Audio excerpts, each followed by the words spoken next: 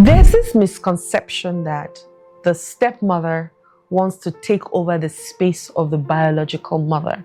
I want to talk about that today. First, I want to speak to the stepmother who thinks that they want to take over the space of the bio mom. I don't think really that that's what you should be aiming for, because you will never be their biological mother. But you can give them so much love that the children will know that this woman really loves us. When I had my baby, let me go down memory lane with you. When I had my baby, I used to feel very guilty, especially when she started growing a bit older. I used to feel very guilty when I spent time with her. I used to think, I'm not spending the same time with my other kids, my stepkids, the way I'm spending time with my little child. I didn't realize that it was actually my little child that was coming to meet me, because she yearned for a relationship with me. I ran away from her so much that one day she asked me if I was her mother or if I was her auntie, because she was confused. And so when I realized that what I was doing was wrong, and I realized that, I might never ever have the same bond that I have with my child, with my stepchildren. And it's not to say that I cannot have a bond. The fact that we always have to keep comparing how we love our own and how we love the stepkids or our stepkids is a huge pressure. It was a big pressure on me until I got liberated. And I said to myself, Adiola, you carry this child for 9 months. There is no way you can have the same bond you've had with 9 months with children that were 9 and 6 when you got them. There's no way. Now, can you form a different relationship with them and build a relationship of trust and love? Yes.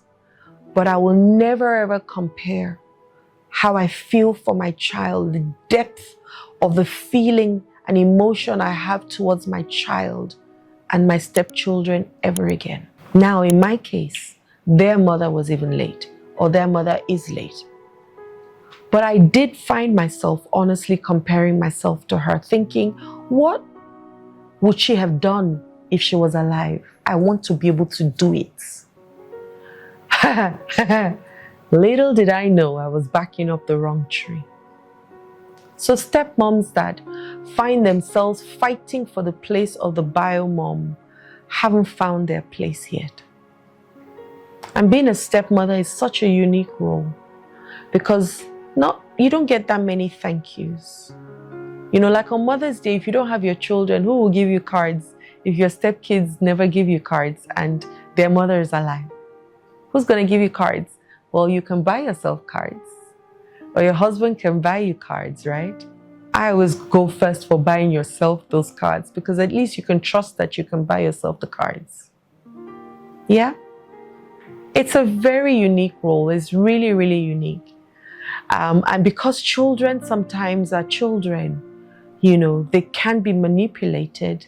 Different things can happen. You can find yourself in a place where you feel at the end of a short stick all the time and nobody is there for you and all those things. It's understandable, but it's not completely correct. When I started to find myself and I created a lane for myself, I started to stay there. I stopped being jealous or worried about the relationship my husband had with his own children. Or when they were talking, I stopped believing or thinking it was me they were talking about. Or when the children started doing things, I stopped believing that they were doing it at me, because children will do children's things. It's age appropriateness, whether they're my children or not. I started to learn so many things. I started to depend on myself and not depend on external validation, waiting for these children to tell me how great I was as their new mother or their mother, when I didn't even feel like that about myself. There was so much I had to change within myself. So much I had to work on within myself. And so when they say the wicked stepmother, they might not be too far from it. You're not wicked. However, there's something that you have come with that is already broken. Some of us, someone like me, found a project, right? Because I had to be a savior. I had to save my husband and the children. I had to.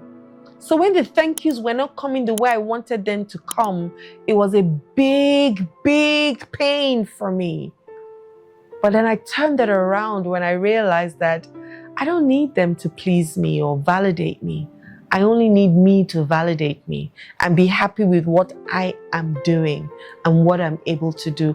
I stopped having to please anybody. If you don't like me, thank you for sharing. So stepmothers, yes, a lot of us have come from that place of damage, and a lot of us have come from dysfunctional families anyway. And then we have terrible communities around us of people who are giving you bad advice as to what to do and what not to do and how to behave and how not to behave. And in all of this, you want to try and find yourself in a space and you really can't. So I applaud you first of all for you being a stepmother. Your gifts, as they say, is in heaven. No, that's not true. Your gift is here. Your gift really is here. Give it time. Give it time. Give it time.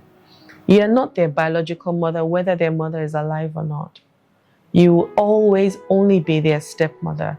But they can love you more than they love anybody else in the world. I've seen people who they love their stepmothers more than their mother. They don't even have a relationship with their mothers. They don't. So you've got a place. The fact that you actually exist in that home was for a reason. Was for you to grow and expand and become a different person. But not just you, your husband and the children as well.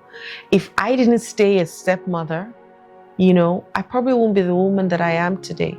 And I promise you, there were times when I was going to get out because I was just done. The comparison, the criticism, everything just, and then me, the way I felt about myself just worsened things. And so hurt people will naturally hurt other people, right? Don't compete. Collaborate. Don't compete. Collaborate. Now you can say, but their real mother is such a nasty woman. That's fine. I'm not asking you to be their best friends. But you've got to collaborate, especially if these children are going to be in your lives and live in your house.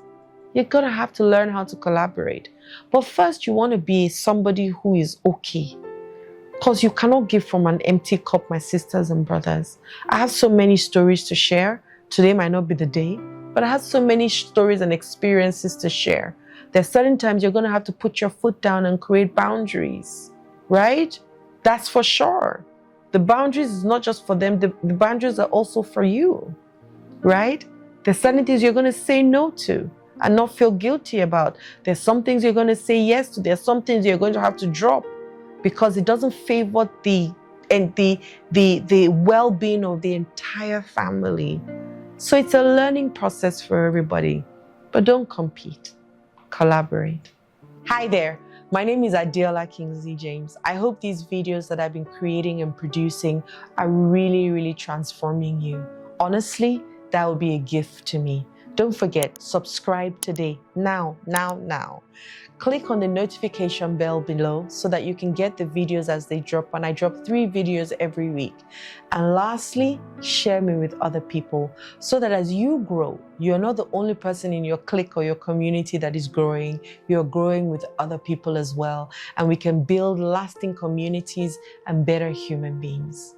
Love and light.